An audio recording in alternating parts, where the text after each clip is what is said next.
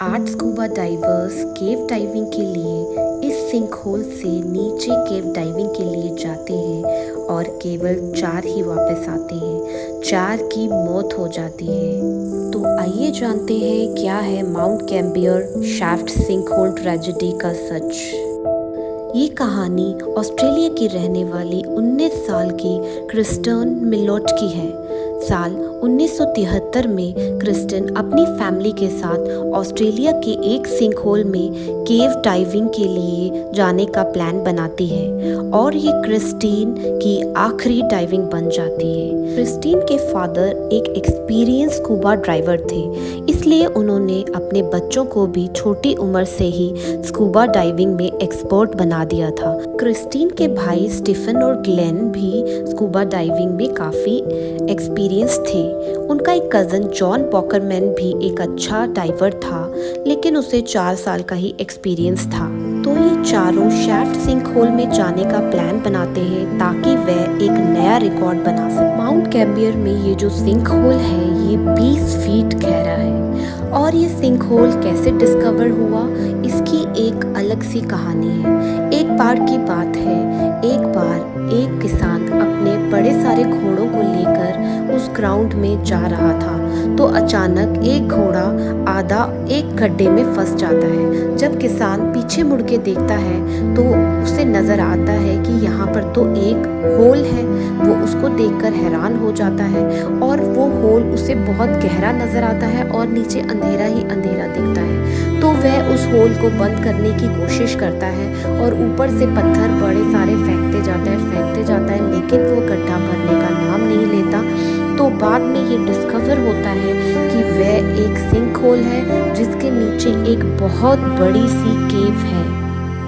और जब दिन का समय होता है तो इस होल से एक सुंदर सी लाइट अंदर की तरफ जाती है और पूरे केव को जगमगा देती है। तभी केवर इसका नाम शाफ्ट ऑफ लाइट रख देते हैं। जैसे ही सिंक होल से कोई केवर अंदर जाता है तो आपको सामने नीचे जाते ही एग्जैक्ट बड़े सारे पत्थर पड़े हुए ये पत्थर डाइवर्स को एरिया रिकॉग्नाइज करने में मदद करते हैं। रॉक पाइल्स जहाँ पर पड़ी हुई हैं उससे 2 रास्ते निकलते हैं ऑपोजिट डायरेक्शन में, जहाँ से टनल और भी गहराई में जाती है। मेन चैम्बर से एक टनल साउथ वेस्ट में जाती है जो कि 260 गहरी है और दूसरी टनल नॉर्थ वेस्ट में जाती है जो 400 फीट गहरी है। और ये मैप जो है ये 1973 के बाद ही बना है। 1973 से पहले इसमें 8000 से भी ज़्यादा बार लोग डाइविंग, लेकिन उन सबको यही लगता था कि नॉर्थ वेस्ट की जो टनल है वो बहुत ज़्यादा ही गहरी है, उसका कोई अंत नहीं है और उसकी एंडिंग को कोई भी टच नहीं कर सकता। आज यहाँ टोटल 9 डाइवर्स आए हुए थे। 4 तो मिलो फैमिली से थे और 5 दूसरी टीम के मेंबर्स थे।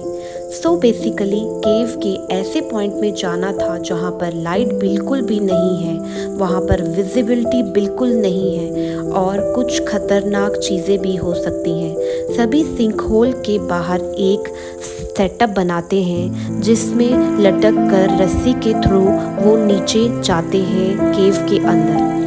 एक डाइवर ऊपर ही रुकता है ताकि उन्हें सप्लाई कर सके उन्हें जो भी चीज़ों की ज़रूरत हो, और 8 डाइवर्स नीचे जाते हैं, केव के अंदर उतरते हैं। इन टीम में एक रॉबर्ट स्मिथ थे जो कि प्रेसिडेंट थे डाइविंग क्लब के और वे शाफ्ट को 20 वर्ष से ज़्यादा विजिट कर चुके थे तो उन्हें काफ़ी एक्सपीरियंस था।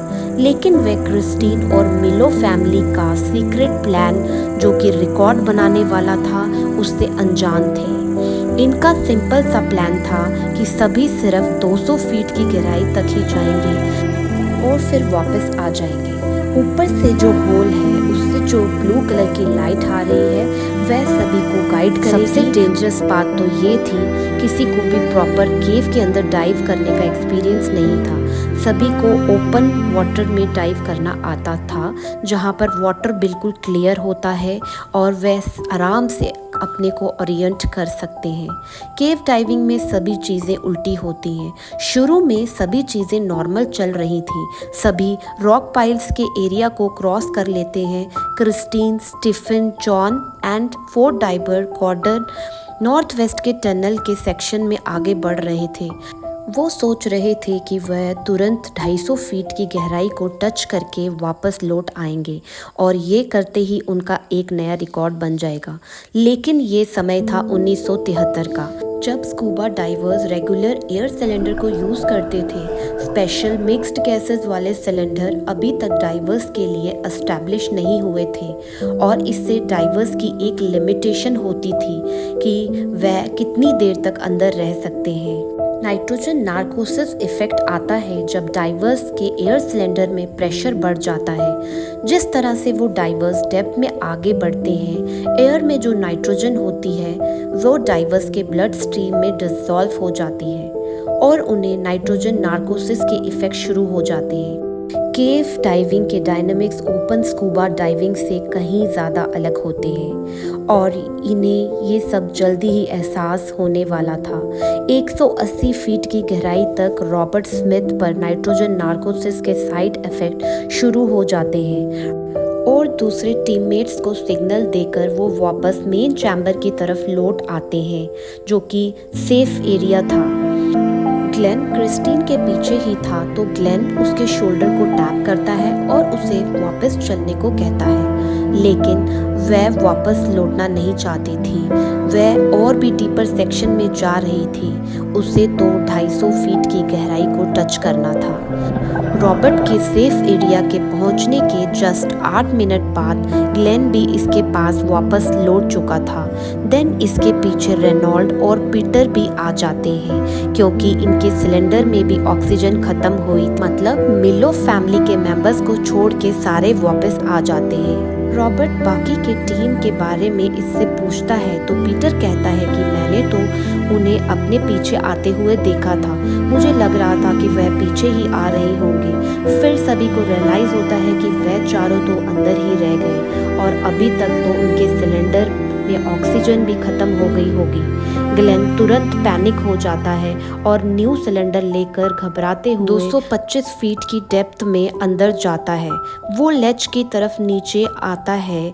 वहाँ सिर्फ स्टीफन का कैमरा और फ्लैशलाइट नीचे गिरी हुई मिलती है। ये एक ऐसी सिचुएशन थी जिसे ग्लेन कभी नहीं देखना चाहता था, मगर अफसोस ये सच था। इन्हें अभी तक रियलाइज़ हो चुका था कि क्रिस्टिन, स्टीफन, जॉन और गॉर्डन अभी तक मर चुके होंगे। लेकिन टनल में उन चारों के साथ हुआ क्या था? जब तक वे टनल की गहराई में जा रहे थे तब तक इनके सिलेंडर में हवा खत्म होने लग रही थी और इन्हें समझ आ चुका था कि इन्हें जल्दी कुछ करना होगा, नहीं तो इनको भी नाइट्रोजन नार्कोसिस के सिम्टम्स आना शुरू हो जाएंगे। लेकिन वह अभी कॉन्शियस थे और अपने टास्क पर फोकस कर रहे थे। इस गहराई में इस समय तक सभी का एयर कंप्रेस्ड हो चुकी थी, यानी वह एक सांस में 7 टाइम्स ज़्यादा सांस ले रहे थे जितना वो नॉर्मल सरफेस में करते थे। वह अपने भाइयों के साथ एक ग्रुप में थे। इसे अभी तक लग रहा था कि वह 250 फीट की डेप्थ के रिकॉर्ड को अचीव कर लेंगे, लेकिन उसको अचीव करना इतना आसान नहीं था। लेकिन उन्हें क्या पता उनकी आगे एक बहुत बड़ी प्रॉब्लम वेट कर रही है, जो कि थी सिल्ट। सिल्ट जो है वो पूरे केव में फैली हुई थी और उन्हें कुछ नज़र नहीं आ रहा था। चारों डाइवर्स एक छोटी सी स्पेस में थे जहां पूरा पानी सिल्टेड था और वह धूल नीचे सेटल होने का नाम ही नहीं ले रही थी। सिल्टिंग की वजह से वहां विजिबिलिटी इतनी कम हो गई थी कि वह अपने हाथ के आगे कुछ देख नहीं पा रहे थे। क्रिस्टीन को एहसास हो चुका था कि वह 250 फीट के रिकॉर्ड को अचीव नहीं कर पाएगी। सिल्टेड पानी में डाइव करते हुए उन्हें समझ नहीं आ रहा था कि उन्हें किस डायरेक्शन में जाना है जिससे वह रॉक पाइल के एरिया तक पहुंच सके। सिंकहोल की रोशनी भी आना बंद हो गई थी क्योंकि बाहर का मौसम क्लाउडी हो गया था। ऑक्सीजन लेवल डेंजरसली लो हो गया था। बाहर जाने का रास्ता ढूंढते सीधा ऊपर सीलिंग की तरफ चली जाती है जिससे वह सिल्टेड पानी से बच सके।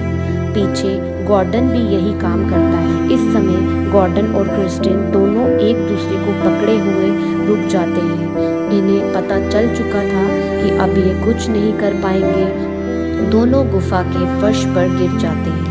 इन चारों में स्टीफन सबसे आगे था और वह वापस लौटने में काफ़ी सक्सेसफुल हो भी गया था, लेकिन उसका ऑक्सीजन भी ख़त्म हो जाती है और इतनी मेहनत के बावजूद भी वह बच नहीं पाता। अगले दिन पुलिस आती है बॉडीज़ की रिकवरी के लिए। पुलिस पूरे 8 महीने तक उन्हें खोजती है, लेकिन उन्हें किसी की भी कोई बॉडी नहीं मिलती। अगले साल जनवरी में लैंड ओनर के पास कुछ फिल्म क्रू आते हैं केव डाइविंग की डॉक्यूमेंट्री बनाने के लिए। लैंड ओनर उन्हें परमिशन दे देता है। फिर वह सभी केव के अंदर जाते हैं और सभी फिल्म क्रू पानी में 50 फीट की गहराई में जाते हैं और उन्होंने अपने साथ प्रोफेशनल लाइटिंग भी लाई थी।